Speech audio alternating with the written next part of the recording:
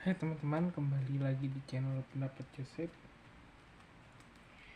Hari ini ngomongin yang viral, bahas yang viral. Konten ketiga dari bahas viral atau video ke 182.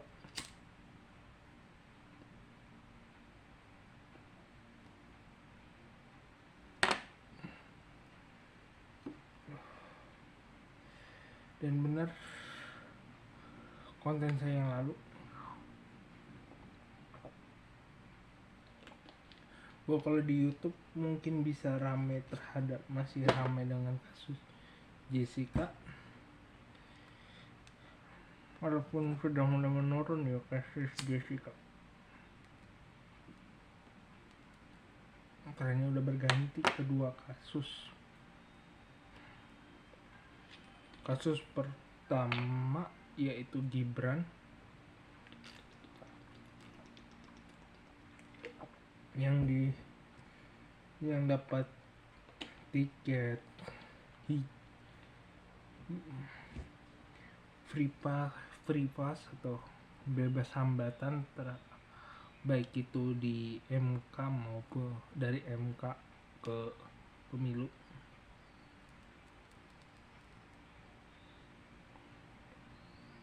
Kalau yang lainnya ngomong dinasti sejak tuh Kaisang jadi ketua PSI, terus umur Gibran yang masih muda bisa jadi presiden, calon wakil presiden. Kalau boleh jujur ya, setiap partai pasti memiliki politik dinastinya, seperti PAN yang pernah terahnya, masih ada terahnya Amin Rais. Terus Golkar paling banyak, dan setiap unik di Golkar sendiri, tiap pembesar punya panggungnya sendiri. Nggak peduli Ratu Atut yang di PDI, Ratu Atut yang di Banten, punya perkembangan dari partai Golkar sekarang ke partai berapa partai. Golkar itu punya keluarga Effendi yang anaknya pembawa berita Metro TV dulu, Andini Effendi, yang topik jagonya itu tentang polusi dan lahan hijau. Terus banyak sih, Mutia Hafid yang Ibu Mutia yang lambang kader Golkar yang perempuan itu kan juga setauku dia anaknya salah satu politisi di Golkar.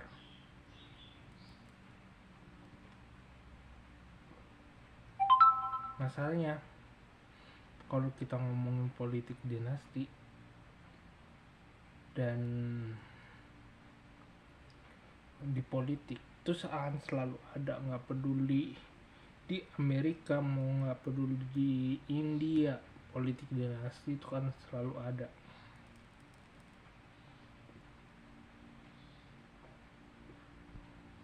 Dan yang paling penting adalah terkadang mereka yang politik dinasti, banyak juga yang kader dari politik dinasti yang benar-benar punya jiwa politiknya tahan banting, terus ngerti secara punya spesifik ide sendiri dalam memajukan bangsa. Semisal Rahayu Saraswati yang hebat dalam isu perempuan, kamu bisa membandingkan idenya Rahayu Saraswati sama UU DPP KS itu, lebih bagus rancangannya ini perlindungan perempuannya yang pernah diajukannya Rahayu Saraswati. Jujur, Andini Effendi yang pernah jadi akornya Metro TV ya, itu kalau lo atau penonton pendapat Joseph nyari di internet wacananya terhadap isu lingkungan itu jauh lebih tajam dibandingin beberapa orang yang ngomongin isu lingkungan, dan tantangannya terhadap sampah tuh yang biasa diomongin belakangan ini itu udah diomongin Andini Effendi sejak beberapa tahun yang lalu. Nah sedangkan Gibran sendiri ya kan juga sebenarnya juga banyak ide kalau kalian cermati, terutama ya jagonya dia sih cukup dengan ekonomi sama F&B ya lebih banyak dia.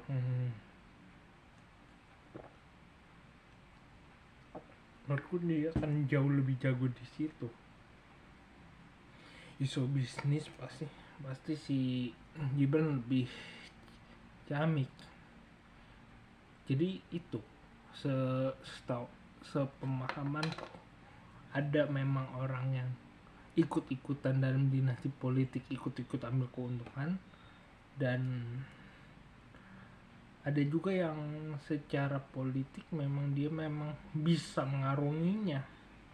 Dan bagiku Gibran itu bisa dua-duanya. Di satu sisi dia memang memanfaatkan, di satu sisi dia memang bisa bekerja keras dan bisa tahan banting. Dan kedua hal itu bisa diketahui, kita nggak perlu memaki-maki dia, cukup ikuti aja alurnya, ikuti aja hari perjalanan waktu, karena waktu yang akan membuktikan bahwa kita bisa menerima idenya atau idenya memang cukup kita bisa menerima idenya melampaui waktu, lebih idenya melampaui waktu kita sekarang, dan mungkin baru bisa diaplikasikan berapa tahun mendatang, ataupun dia cuma hore-hore doang, dan itu cuma waktu yang membuktikannya. Dan nggak mungkin politisi besar itu yang bisa adem ayem saja dari tekanan yang ada, nggak akan ada bagiku. Sesingkat itu aku memandangnya terhadap sosok Gibran yang di atas pro kontranya saya sesimpel itu. Karena di satu sisi kita harus kembali lagi ada dua pandangan yang harus kita jelaskan, bahwa ada politisi yang politik dinastinya benar-benar melahirkan politisi yang hebat, ada juga yang tidak hebat, dan itu keduanya dibuktikan oleh waktu. Nah, kasus kedua adalah perkembangan kasusnya Sabang yang masih ada ayam, dan cukup jelas Kompas cukup mengawasi kasus ini. Meskipun baru masih ya kelanjutan pemeriksaan bukti-bukti yang lain, olah TKP dan lain sebagainya, jadi ya belum ada perkembangan kasus yang cukup berarti. Yang ketiga adalah yang viral ini adalah yang perkembangan kasus Yassin Limpo, Syahrul Limpo sama Firly Firly Bahuri.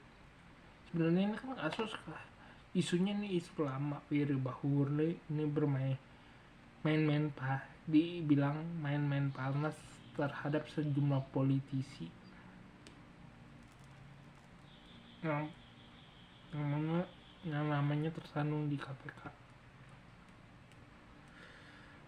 Sih kalau saya memandangnya, apakah ini isu akan berkembang? Ya pasti berkembang.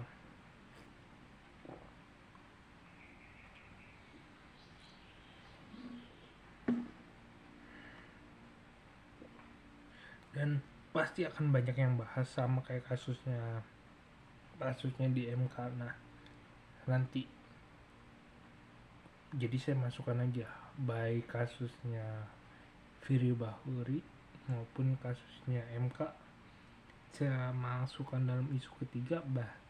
Akan sama-sama dua kasus ini akan seminggu ke depan akan dapat kejutan di seminggu ke depan.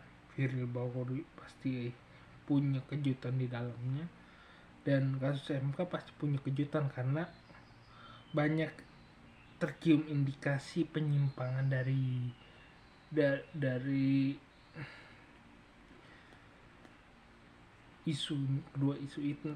kedua isu ini. Misalnya di MK sendiri ada dugaan politik, permainan politik di sana, ada dikatakan penyimpangan prosedur di Firly Bahuri juga. Tapi yang kalau dikaitkan dengan pendapat saya pertama itu beda, karena isu kalau yang saya bilang berita viral pertama itu saya akan memandangnya secara sedikit politiknya, bahwanya ya kita harus menikmati perkembangannya sosok Gibran sendiri. Di sisi lain nanti yang ketiga lagi ya murni ini ke prosedur hukum yang ada, bahwa misalnya ada terjadi penyimpangan, dan itu memang akan jadi kejutan-kejutan di minggu-minggu ini, karena posisinya ingin mengembalikan fitrahnya keputusan MK, keputusan yang bisa dicermati bersama oleh berbagai pihak, meskipun itu mengecewakan, itu hasilnya mengecewakan. Semuanya kan dikembalikan ke sini, walaupun dengan konsekuensi terkesan berusaha melepaskan keputusan MK dengan keputusan politik, walaupun ya sulit itu kadang.